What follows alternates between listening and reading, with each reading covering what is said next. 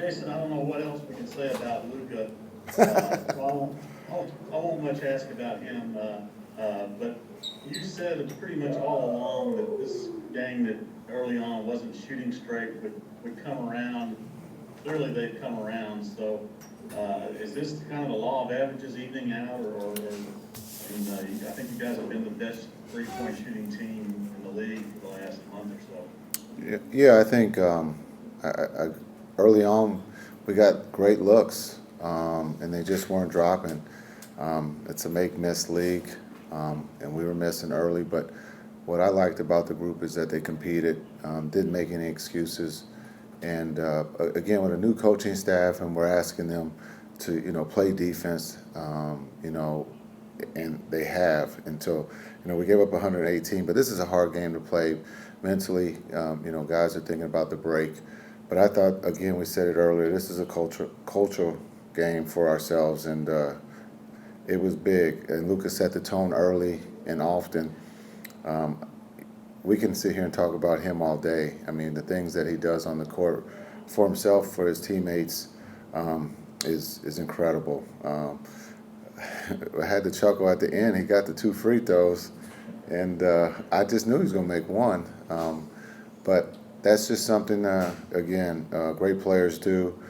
They set the tone, knowing that guys can start thinking about the break. And I don't know what else. I mean, I think we've used every noun, adjective to describe his game.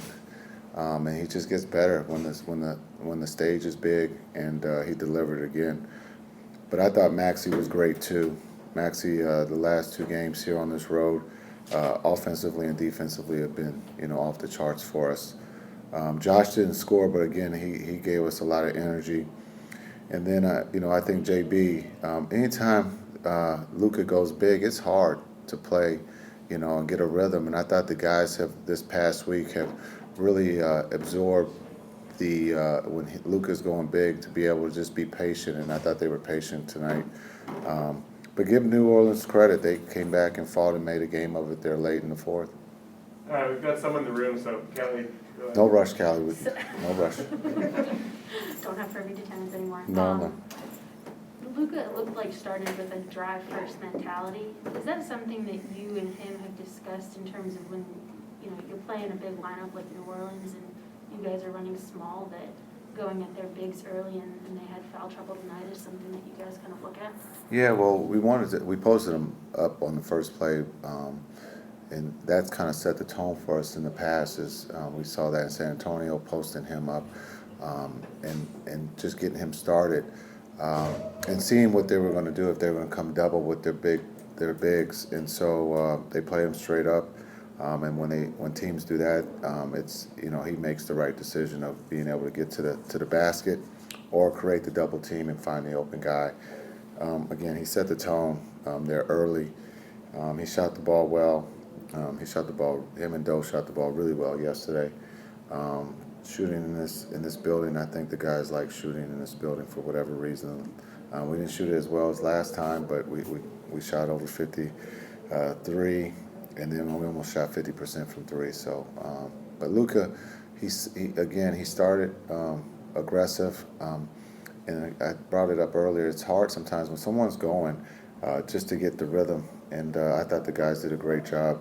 Maxey, Doe, and then I think Dwight does a great job for us. He doesn't get a lot of recognition for doing all the dirty work, but he did a great job tonight too. Something in the water. It must be the gumbo. Yeah. Jason, before the game, you spoke about professionalism and having the right approach in the last game before the All-Star break. When you judged the whole game tonight, how did you feel from an approach standpoint? Yeah, I thought they heard me loud and clear. I thought our leader heard me. He set the tone. Everybody was ready. I thought JB, again, said it in the locker room. It's about us, not what everybody else is thinking. We got to take care of business. And so I thought that the starters set the tone. I thought the bench guys did a great job. And so, again, understanding that this is an easy one to kind of let go of the rope and think about your break and what time your plane is leaving, and all the travel. I thought they took care of business and finished the road trip, 2-0. That's pretty impressive. Jason, when Maxey scores the ball the way he did against Miami on Tuesday and tonight, what kind of value do you see that brings to your team? It brings a lot of value, not just because he can shoot the three or give spacing, but now he's putting it on the floor and getting to the basket. And you saw that early, being able to, redrive the closeout. And when you have a 7-footer closing out to Maxey, we feel we have the advantage. And not just to go finish, but he can also make plays that way off the dribble. And so he's playing at a high level. We need him to, rest up and get ready for the next road trip because it doesn't get any easier. All right, we've got a couple on Zoom. Isbelia, go ahead. Hi, Coach. Congrats on the win today. Thank you. I'm wondering what balance do you make of the team in this middle of the season, and how do you think they will take this break?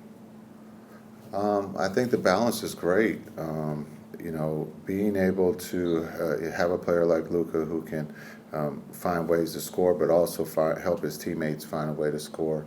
And then I think everyone's playing their role at a very high level. And then you bring in Davis and Spencer, our two new players, and I think they fit right in, understanding what we're asking them to do, and they're doing it at a high level. And so here it's not the halfway point, but I think we have 23 games left, and so we have to take one game at a time and understand what each game means going forward. But again, health and playing well is going to be important here in this last part of the season. And then last one from Leonardo. Coach, it's Leonardo Torres from Peru. Congrats on the win. Coach, talking about defense and Luka, how could you describe his growth on defense this season? His growth, I would say I think he's always been able to play defense. I think sometimes players just need to be asked to do something, and we've asked him to participate, and he's participating at a very high level for us.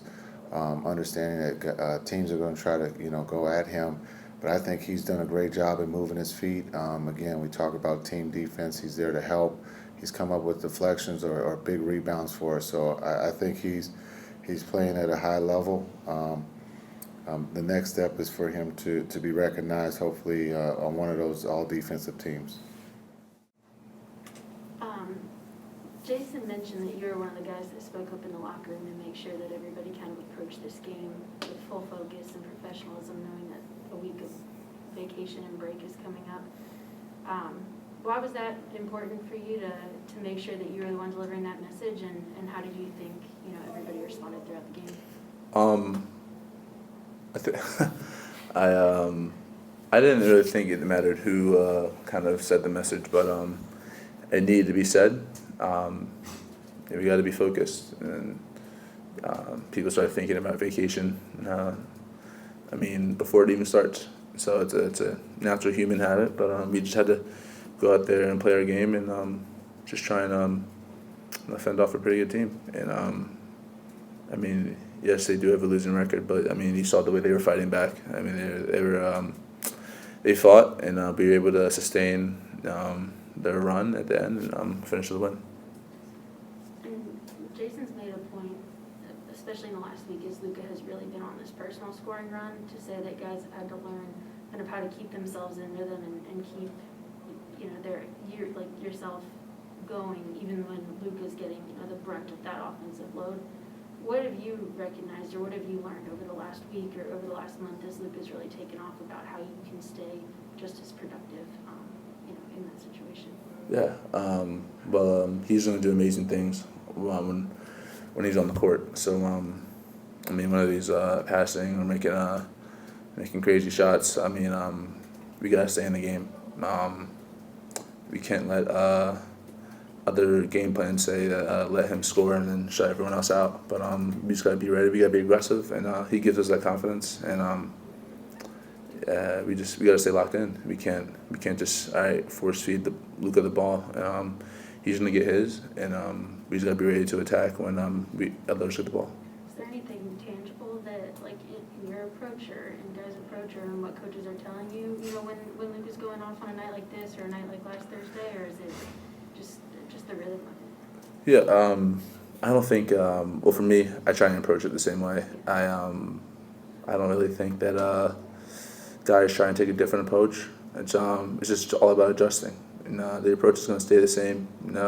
As basketball players, we go out there to be aggressive and try and make plays to help the team win. But I mean, it's all about adjustments and how the game is going, and how can we be effective when we're out there. We got one on Zoom, Stefko. Hey, Jed, I hope you get to enjoy the break.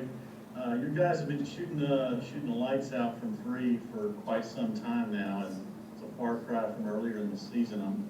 Jason mentioned it a little while ago, and I'm wondering how much, when you're asked to do new things by a new coaching staff, especially playing a different and more aggressive defense, could that have had an impact on the shooting? I mean, when you're putting so much emphasis at the other end of the court, I'm just trying to figure out how all of a sudden everything seems to be clicking. That may have something to do with it. I think guys are so tied in on the defensive end in the beginning of the year that I guess we technically didn't really worry about offense during training camp because we knew that we had guys that are capable of scoring a lot of points. But I think I mean we got used to it. Kind of had guys shooting some out the way, and guys are being able to be effective on the court when the ball's getting to them, and we're making plays for each other, and everyone trusts each other, everyone has confidence in each other. So they may have had an effect, but I'm glad the way it's going now. All right, thank you. Enjoy your break. Thank you, guys. Whenever you're ready.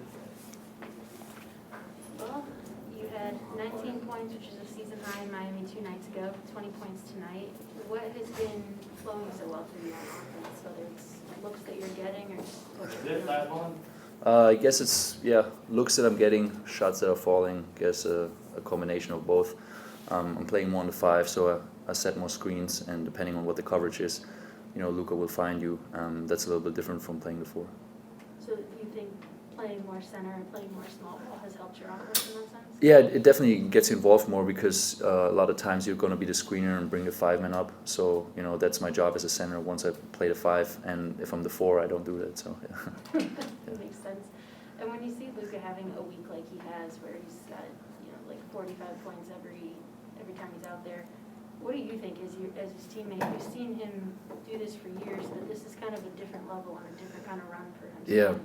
What he's doing right now is unbelievable.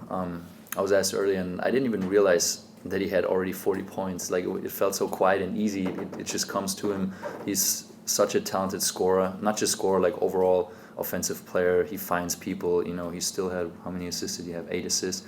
And, we all know that could have been more too. So he's just gifted, and as a teammate, it's fun to watch, and just be ready because the ball can find you whenever because he sees literally everything on the court. So I realized that the Pelicans did cut it to 4 really late, but at the end of the third quarter, do you recall that sequence that Luka had where there was like a really long 3 and a driving layup, I think for a 3-point play, and then a dunk that made it a 24-point game? In retrospect, that was his 20th point in the quarter. Do you think that was a pivotal moment in retrospect, or do you? In what sense? That it really kind of made the deficit too big for the Pelicans to overcome, and it was kind of like finishing strong that quarter to set up a. Well, yes and no. I think in the NBA you can never relax because they have really a bunch of talented scorers, and they showed it tonight. They cut it back to 4, and that if we come down, miss another shot, and they hit a 3 because they had 1 or 2 chances for that, it's a 1-point game.